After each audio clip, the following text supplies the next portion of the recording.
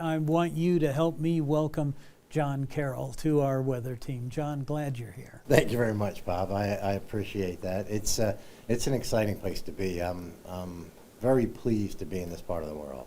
Good. Well, you have been all over the country with your meteorology career. Tell me about that. Yeah, I have been pretty much everywhere. I've gone from West Coast to East Coast and North and South, and I've enjoyed forecasting in the mountains more than any other place. They're challenging, but I do seem to like it. I think because when you walk out and you see them, it's kind of a nice thing to look at.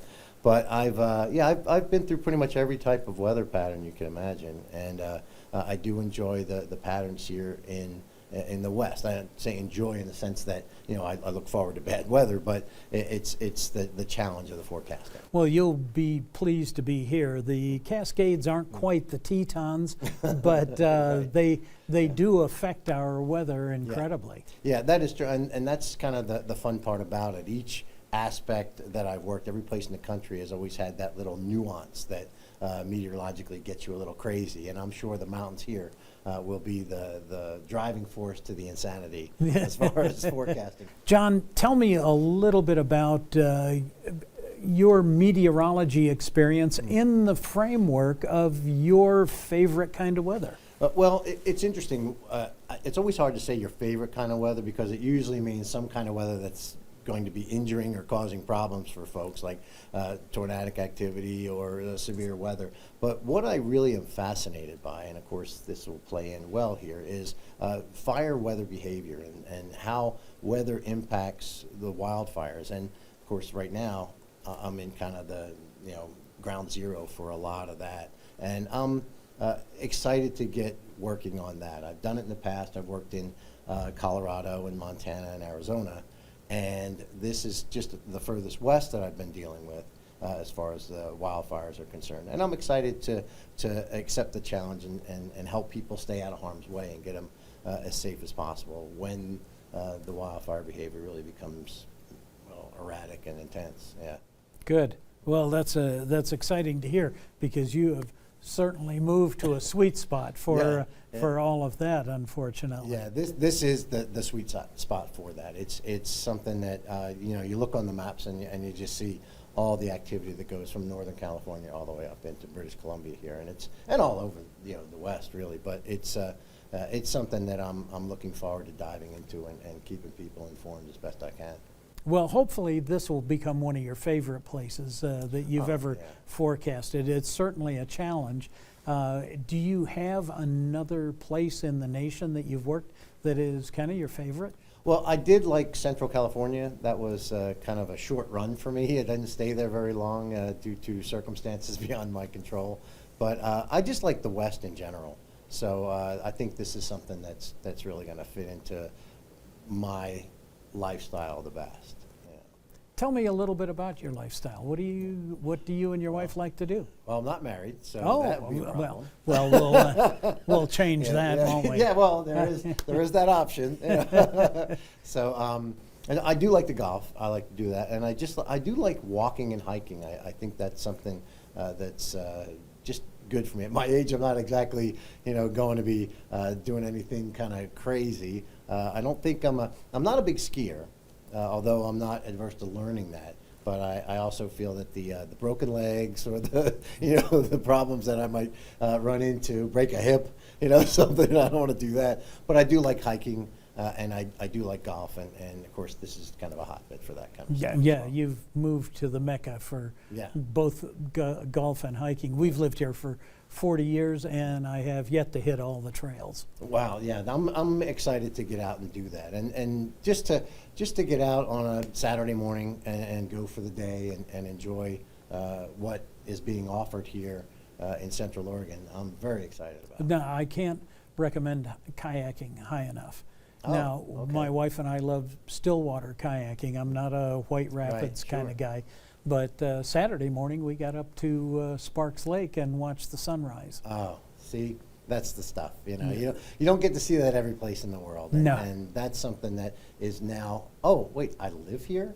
So that's exciting. I said those exact words as we were paddling back to the dock. I told Cheryl, I said, we've been here 40 years. I can't believe that we live here. Yeah, I'm excited about that aspect of it. I mean, I was driving around and just kind of acclimating myself with everything, and I just keep going, oh, wow, look at that. Hey, look at that.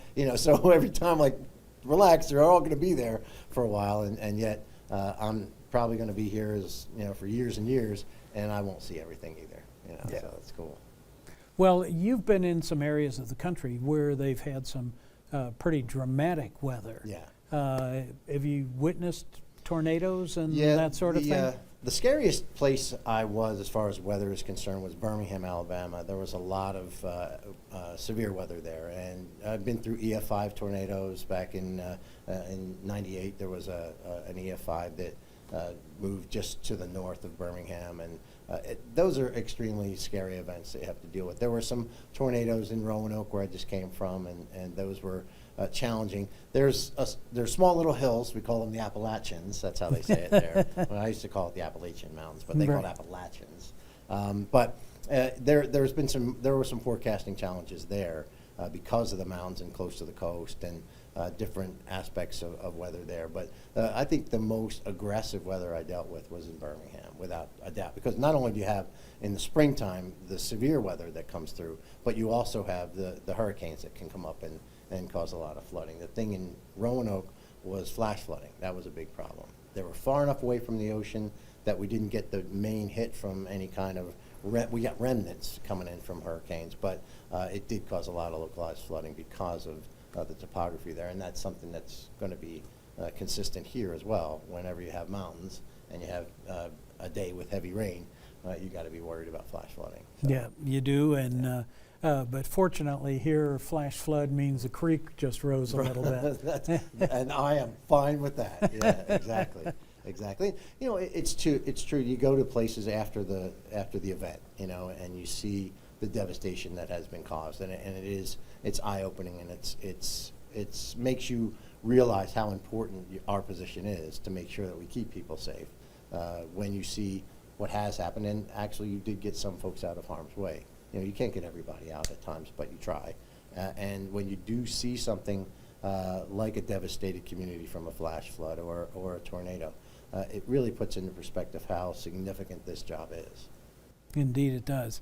Well, one of my favorite parts of this job has been the fact that I've been able to get involved with the community in an in-depth sort of way, both in the schools and with some nonprofit things and emceeing and whatnot.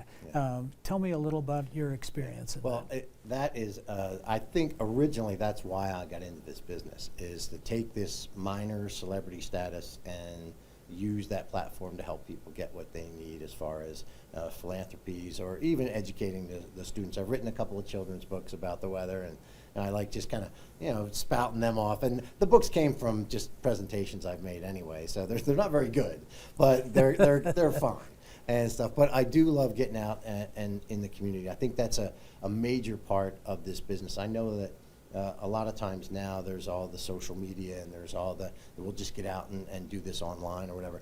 Until you go there and you see the faces and you see the smiles and the learning that's going on to the elementary school kids and everybody really, it's just a very rewarding thing to see. And then with the philanthropies, did a lot of work with veterans, equine therapy and veterans back in Roanoke.